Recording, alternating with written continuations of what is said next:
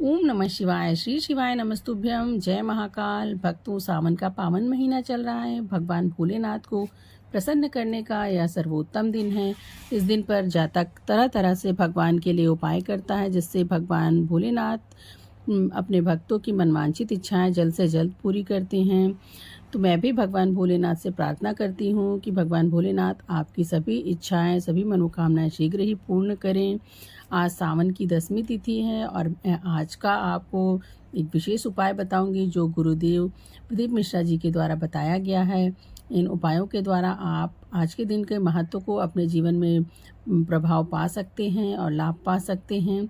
आज मान्यता है कि आज के दिन से जो भी स्त्रियां एकादशी का व्रत पूरी पालना के साथ करती हैं, पूरे विधि विधान के साथ करती हैं, तो एकादशी व्रत का और महादेव का, विष्णु जी और भगवान भोलेनाथ का आपके जीवन में बहुत ही प्रभाव रहता है। आपका जीवन सुखमय बीतता है, आपको ऐश्वर्य, धन, संपत्ति की प्राप्ति होती है।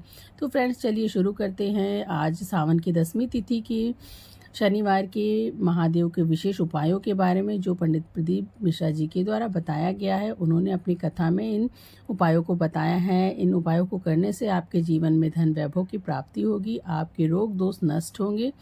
तो चलिए शुरू करते हैं। सबसे पहले आपको क्या करना है, आपको अपने घर से एक लोटा जल लेना है। अगर आप लोटा भर जल लेते हैं, अगर आपके पास तांबे का लोटा है आप उसमें ले लीजिए, नहीं तो अगर आपके पास कोई भी स्टील का लोटा है आप उसमें एक लोटा जल ले लीजिए, एक बेलपत्री ले लीजिए और कम से कम 1 चम्मच आपको शहद ले लेना है, थोड़ा सा गंगा जल लेना है। लोटे के अंदर आपको जो शहद आपने 1 चम्मच लिया है उसको डाल देना है और गंगा जल को भी उसमें डाल देना है। उसके बाद आपको भगवान भोलेनाथ के मंदिर में चले जाना है।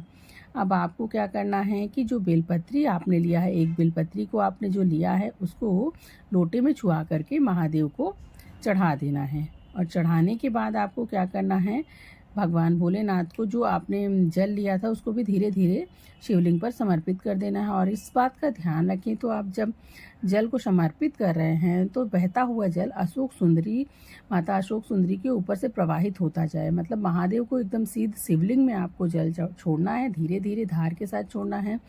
और श्री शिवाय नमस्तुभ्यम मंत्र का जाप निरंतर करते रहना है। मन ही मन अपनी मनोकामना, अपनी इच्छा को बोलना है और माता अशोक सुंदरी तक वह जल समर्पित, मतलब महादेव को आप समर्पित कर रहे हो तो माँ अशोक सुंदरी तक वह जल बह के सीधे आना चाहिए। और इसके दौरान आपको अपनी मान्यता को बोलना है, मनोकामना को बोलना है। फ्रेंड्स, अब मैं आपको दूसरा उपाय बताती हूँ जो कि धन संपत्ति, धन वैभव को प्राप्त करने का उपाय है। क्योंकि हर एक मनुष्य के जीवन में धन का अभाव रहता है, वह धन प्राप्ति करना चाहता है। तो चलिए बताते हैं आपको सबसे पहले क्या करना है। सबसे पहले आपको 11, 21 और 31 हो सके आपके पास 11 हो, 21 हो या 31 समी पत्र को ले लेना है। समी पत्र को लेने के बाद आपको क्या करना है, एक लोटा जल अपने घर से लेना है और शहद लेना है। फिर उसके बाद आपको मंदिर चले जाना है। भगवान भोलेनाथ के मंदिर में जाके आपको उत्तर दिशा की तरफ मुख करके खड़े होना है और लोटे के जल को आपको क्या करना है, महादेव की शिवलिंग पर धीरे धीरे करके समर्पित कर देना है। और जो आपने शहद लाया है उसको, शहद को आपको एक कटोरी में रखना है। और जो 11, 31 या 21 जो भी समय पत्र लाए हैं आप, मान लीजिए आपने 11 लाया है तो उसको उसमें डुबो देना है शहद में। और डुबोने के बाद महादेव की शिवलिंग पर आपको समी पत्र के द्वारा पूरा श्रृंगार कर देना, उसको सजा देना है उस समी पत्र से। मान्यता है और गुरुजियों ने भी बताया है कि ऐसा करने से आपको धन संपत्ति, जो आपके घर में परेशानियां हैं वो अभाव खत्म होने लगेगा, आपके घर में धन वैभव की बढ़ोतरी होने लगेगी और आपके घर में धन वैभव आने लगेगा। अब मैं बात करती हूँ तीसरे उपाय के बारे में। सबसे पहले आपको क्या करना है, यदि आपके घर में कोई ऐसा व्यक्ति है जिसे बहुत क्रोध आता है तो उसके क्रोध को शांत करने के लिए महादेव के मंदिर में जाने से अच्छा उपाय कुछ भी नहीं हो सकता। और सावन की 10वीं तिथि को यह उपाय अगर आप करते हैं तो जिस व्यक्ति को अत्यधिक क्रोध होता है वह धीरे धीरे उसका मन शांत होने लगेगा। मान्यता है कि अगर आप 1 महीने तक ऐसा कर देते हैं, यह उपाय कर देते हैं, तो 1 महीने के अंदर उस व्यक्ति का जो चंचल मन है, जो क्रोध का बहुत ज़्यादा क्रोध करता है, तो उसका महादेव ऐसी कृपा करेंगे कि उसका क्रोध धीरे धीरे शांत स्वयं ही हो जाएगा। इसके लिए आपको क्या करना है, इसके लिए आपको 31 बेलपत्र लेने हैं और 31 चावल के दाने लेने हैं और साथ ही साथ 1 लोटा शुद्ध जल लेना है। फिर आपको क्या करना है, इन सब वस्तुओं को लेकर महादेव के मंदिर में चले जाना है और फिर आपको उत्तर दिशा की ओर मुख करके शिवलिंग के सामने खड़े हो जाना, यानी कि जिधर जलाधारी होती है शिवलिंग का, जहाँ से जल गिरता है वहाँ पे उस दिशा में आपको खड़े हो जाना है। और महादेव को एक लोटा जो आप जल लेके गए हैं उसको धीरे धीरे समर्पित कर देना है शिवलिंग के ऊपर। समर्पित करने के बाद आपको क्या करना है, जो आप 31 बेलपत्र और 31 चावल के दाने लेके गए हैं उनमें से एक बेलपत्र को लेना है और उस पर एक चावल का दाना रख के महादेव को समर्पित करना है और अपना गोत्र और अपना नाम, जिस भी व्यक्ति को क्रोध आता हो उसका नाम या फिर उसका गोत्र को ले करके, वैसे तो आपके परिवार का ही कोई व्यक्ति होगा तो उसका नाम और उसका या अपना गोत्र बोल करके महादेव को समर्पित करें। और यदि आप यह 31 बार यानी 31 बेलपत्र और 31 चावल के दाने एक एक करके महादेव को रख रख करके समर्पित करते हैं तो जो क्रोधित व्यक्ति जिसको अत्यधिक क्रोध आता है उसका क्रोध भी धीरे धीरे शांत होने लगेगा। महादेव ऐसी कृपा करेंगे कि महीने भर के अंदर उसका क्रोध शांत होगा। मैं यहाँ अपने द्वारा नहीं बता रही हूँ, गुरुदेव पंडित प्रदीप मिश्रा जो द्वारा यह बताया हुआ अचूक उपाय है। आप स्वयं करके देखिए, जो भी व्यक्ति जिसको भी अत्यधिक क्रोध आता है उस पर इसका कितना बड़ा प्रभाव पड़ता है।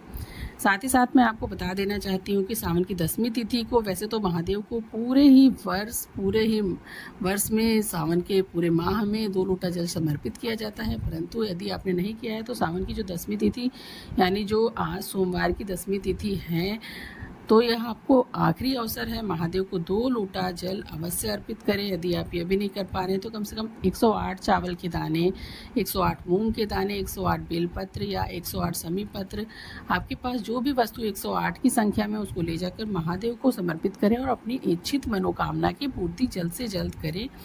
यदि आप ऐसा करते हैं तो महादेव की कृपा आप पर जल्द से जल्द हो जाएगी। मान्यता है कि सावन के माह में महादेव की उपासना करने से, उनकी भक्ति करने से भगवान भोलेनाथ बहुत जल्दी प्रसन्न हो जाते हैं और अपने साधक, अपने भक्तों की समस्त इच्छाओं की पूर्ति जल्द से जल्द कर देते हैं। यदि आप महादेव के मंदिर जा रहे हैं और आपके पास कुछ भी चढ़ाने की ऐसी वस्तुएं नहीं है, ना बेलपत्र है, ना धतूरा भांग, ना ही जल है, ना कुछ भी समर्पित करने के लिए नहीं है, तो आपको सबसे पहले क्या करना है, महादेव के पास जाकर के उत्तर दिशा की ओर खड़े हो जाना है और महादेव की जो जलाधारी है, जो नीचे का भाग है जहाँ से जल गिरता है, वहाँ पे अपने हथेली को लगाना है और उसके बाद उस हथेली को अपने मस्तक और अपने नेत्र पर स्पर्श कर देना है और अपनी इच्छा बोल देनी है। आपकी यह क्रिया कर देने से महादेव की कृपा आपके ऊपर हो जाएगी, आपके परिवार पर हो जाएगी। महादेव इससे भी प्रसन्न हो जाते हैं। भगवान भोलेनाथ को भोलेनाथ ऐसे ही नहीं कहा जाता है, वह मनवांछित इच्छाओं की पूर्ति करने वाले देव माने जाते हैं। बस आपको उनके लिए थोड़ा सा उपाय कर देना है और वह बहुत जल्दी प्रसन्न हो जाते हैं।